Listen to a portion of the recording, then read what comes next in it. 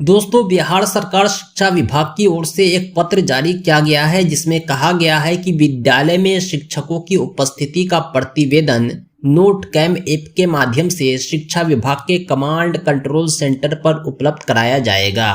आइए जानते हैं विस्तार से क्या सभी शिक्षकों की उपस्थिति शिक्षा विभाग को भेजी जाएगी या किन शिक्षकों की उपस्थिति।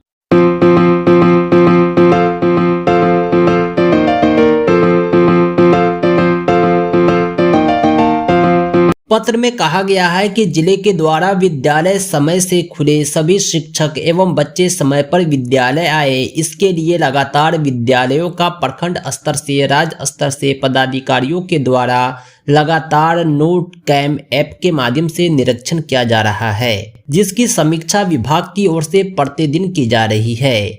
जिन विद्यालयों के शिक्षक अनुपस्थित पाए जा रहे हैं, तत्काल ही निरीक्षण की तिथि से वेतन की कटौती की जा रही है तथा लगातार अनुपस्थित रहने वाले शिक्षकों पर अन्य अनुशासनिक कार्रवाई भी की जा रही है। इसके अच्छे परिणाम देखने को मिल रहे हैं। फलतः विद्यालय में शिक्षकों की उपस्थिति विद्यालय अवधि तक पाई जा रही है तथा बच्चों की उपस्थिति भी सतत बढ़ती जा रही है।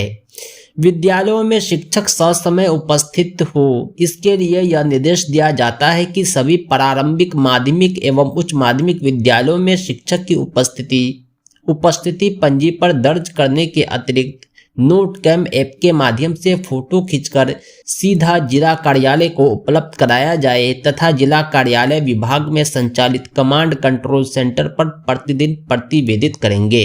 दोस्तों, नोट कैम ऐप आप प्ले स्टोर से डाउनलोड कर सकते हैं। इसी नोट कैम ऐप के माध्यम से आपको फोटो खींच करके शेयर करना है, जिसमें संशोधन का कोई ऑप्शन नहीं होता है और पूरी पारदर्शिता बनी रहती है। इसलिए शिक्षा विभाग द्वारा इसी नोट कैम ऐप के प्रयोग का आदेश दिया गया है। दोस्तों, इसी तरह के विभागीय अपडेट के लिए हमारे YouTube चैनल को सब्सक्राइब करें।